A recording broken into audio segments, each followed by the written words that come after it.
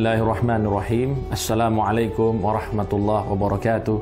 Alhamdulillah wassalatu wassalam ala Rasulillah nabiyyina Muhammad ibn Abdullah sallallahu alaihi wa ala alihi wa sahbihi wa sallama tasliman katsira. Amma ba'du.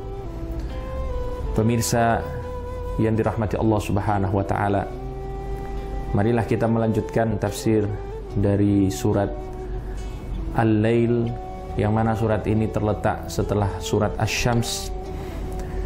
Di dalam surat ini Allah Subhanahu wa taala menjelaskan kepada kita perihal dua orang yang memiliki kedudukan dan kepribadian serta amal yang berbeda.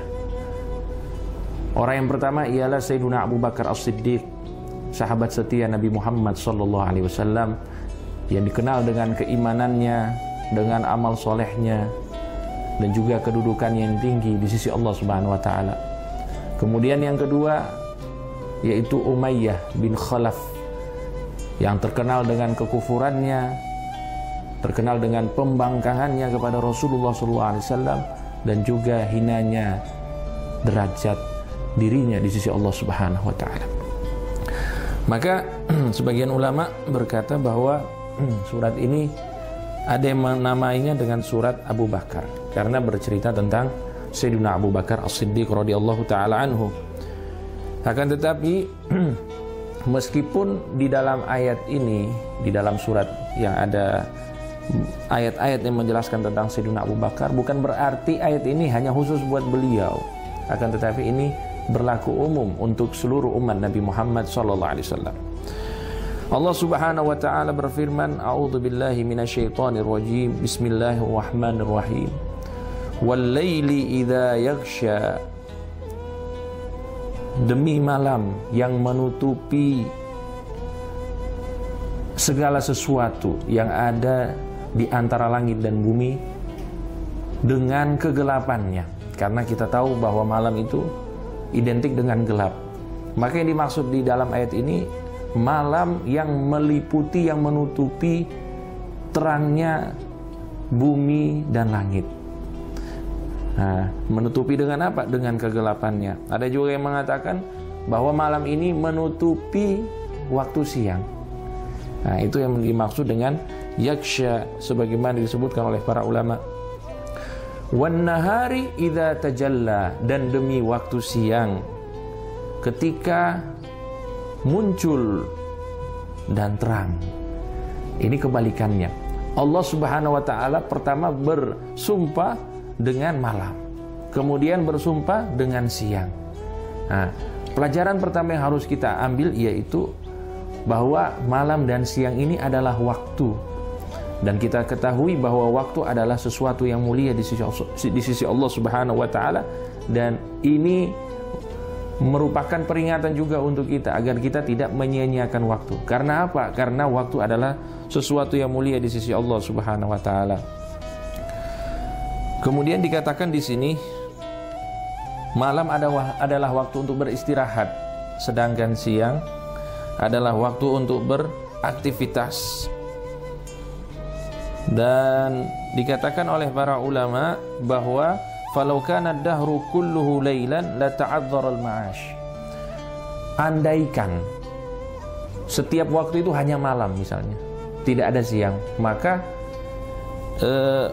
aktivitas itu bakal tidak ada. Sebaliknya, walau kana kulluhu nahar la adimatir raha. Kalau misalnya waktu itu hanya siang semuanya, maka tidak ada yang namanya istirahat. Untuk itu dikatakan di sini bahwa fakanatil maslahah fi ta'aqubihima, maka yang merupakan maslahat sesuatu yang baik untuk kita yang telah Allah Subhanahu wa taala tetapkan, yaitu apa? Ada pergantian siang dan malam, dan ini merupakan hikmah dari Allah Subhanahu wa taala agar kita itu seimbang di dalam beraktivitas, begitu juga di dalam beristirahat. Kemudian Allah Subhanahu wa taala bersumpah di dalam ayat selanjutnya, wa ma khalaqadz dzakara wal untha, dan demi Tuhan yang menciptakan laki-laki dan perempuan, atau jantan dan betina. Karena zakar wal untha ini umum, bisa laki-laki dan perempuan, bisa juga jantan ataupun betina, hewan, tumbuhan. Nah, semua ini termasuk ciptaan Allah Subhanahu wa taala. Maka Allah Subhanahu wa taala bersumpah dengan dirinya sendiri. Atau juga dikatakan oleh para ulama, Allah Subhanahu wa taala bersumpah dengan ciptaannya, dengan kekuasaannya dalam menciptakan makhluk hidup, termasuk manusia, hewan dan tumbuhan. Artinya Allah Subhanahu wa taala itu bersumpah dengan hal-hal yang mulia, termasuk dengan dirinya sendiri, sebagaimana yang disebutkan di dalam ayat. Kemudian dikatakan di sini yang dimaksud oleh dzakar wal untha, ada yang menafsirkan bahwa itu adalah Nabi Adam alaihissalam dan Siti Hawa, sebagaimana yang disebutkan oleh para ulama. Kemudian Allah Subhanahu wa taala berfirman di ayat selanjutnya, inna sa'yakum lasyatta. Setelah Allah Subhanahu wa taala bersumpah dengan ketiga hal tadi, dengan malam, dengan siang, dengan dirinya atau dengan ciptaannya, Allah Subhanahu wa taala ingin menjelaskan kepada kita yang menjadi objek sumpah di sini apa? Kenapa Allah bersumpah? Tujuannya di sini, di ayat yang keempat ini, inna sa'yakum lasyatta. Sungguh amal perbuatan kalian itu berbeda-beda, wahai umat manusia. Berbeda-beda itu seperti apa? Berbeda-beda itu bisa dipandang dengan dua pandangan. Yang pertama, ada yang mana perbuatannya baik. Dia diberikan hidayah oleh Allah, maka dia berbuat baik, berbuat amal soleh. Ada juga orang yang tidak diberikan hidayah, sehingga dia sesat. Maka dia berbuat dengan cara kesesatan. Maka hal inilah yang dimaksud oleh Allah Subhanahu wa taala dalam ayat ini. Atau juga bisa diartikan seperti ini, sesungguhnya balasan dari amal perbuatan kalian itu berbeda-beda. Ada yang karena dia beramal soleh di dunia ini, dia mendapatkan surga kelak di akhirat. Ada yang dia berlaku buruk di dunia ini, tidak mau taat kepada Allah dan Rasulnya, maka dia akan mendapatkan siksa yang pedih di nerakanya Allah Subhanahu wa taala. Nah, ini yang dimaksud di dalam ayat ini. Inna sa'yakum lasyatta. Kemudian lebih dijabarkan lagi oleh Allah Subhanahu wa taala. Fa amma man a'ta wattaqa. Adapun orang-orang yang memberikan hak-haknya Allah, kemudian mereka bertakwa kepada Allah.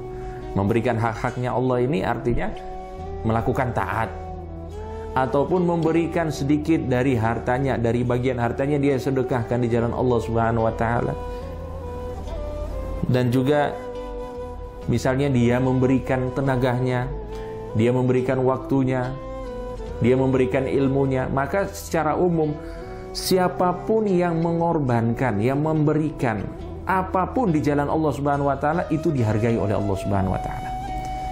Berdasarkan ayat ini, fa amma man a'ta.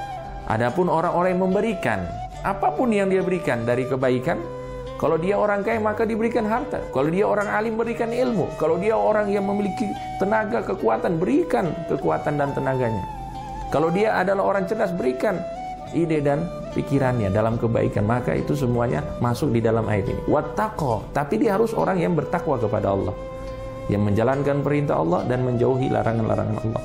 Wasaddaqa bil husna, dan membenarkan. Apa yang dibenarkan? Al-husna. Al-husna oleh para ulama dikatakan wasaddaqa bila ilaha illallah. Artinya dia membenarkan bahwa tiada Tuhan selain Allah. Artinya dia termasuk orang-orang yang mengesahkan Allah Subhanahu wa taala. Di sini kata para ulama yang dimaksud di dalam ayat ini secara umum seluruh umat manusia, tapi secara khusus Sayyiduna Abu Bakar As-Siddiq radhiyallahu ta'ala anhu. Wa saddaqa bil husna juga bisa diartikan husna adalah surga. Jadi dia adalah orang yang sering mengorbankan dirinya, hartanya, waktunya, tenaganya di jalan Allah, kemudian bertakwa, kemudian dia membenarkan surganya Allah Subhanahu wa taala, atau membenarkan kalimat la ilaha illallah. Surga di sini artinya apapun yang terjadi kelak nanti di akhirat dia beriman kepadanya. Wa saddaqa bil husna fasanuyassiruhu lil yusra. Maka kami, kata Allah, akan mempermudahnya untuk mendapatkan surganya Allah Subhanahu wa taala. Dan ini disebutkan oleh para ulama kita bahwa para sahabat Nabi Muhammad sallallahu alaihi wasallam ketika mendengar sabda Nabi Muhammad sallallahu alaihi wasallam, "Ma min nafsin manfusatin illa kataballahu makanaha minal jannati awin nar." Tidak ada satu jiwa pun di dunia ini kecuali Allah Subhanahu wa taala telah menetapkan baginya tempat kelak, apakah dia di surga atau di neraka. Itu sudah ditetapkan oleh Allah Subhanahu wa taala.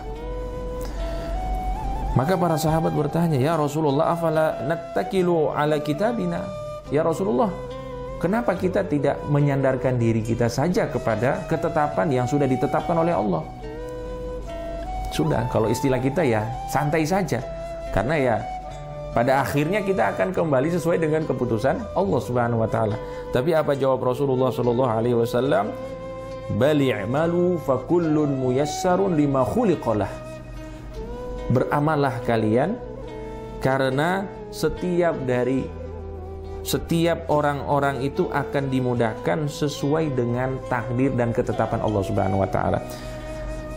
Amma man kana min ahli sa'adah fa innahu yuyassar li amali ahli sa'adah. Kalau dia termasuk orang-orang yang selamat, maka insya Allah amalannya juga termasuk amalan orang-orang yang selamat di dunia dan akhirat. Artinya dia termasuk orang-orang yang beramal soleh.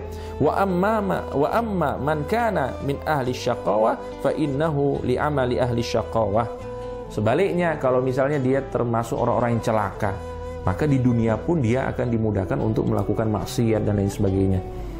Dan itu sebagaimana yang disebutkan oleh Nabi Muhammad SAW. Ini dorongan untuk kita semuanya agar kita tidak tidak pesimis dengan segala sesuatu. Kita harus optimis dan berharap banyak kepada Allah Subhanahu wa taala. Mudah-mudahan takdir dan ketetapan Allah Subhanahu wa taala untuk kita adalah takdir yang baik, adalah ketetapan yang baik, agar kita semuanya selamat di dunia maupun di akhirat kelak. Amin ya rabbal alamin. Sallallahu ala sayyidina Muhammad wa ala alihi washabbihi wasallam. Walhamdulillahi rabbil alamin.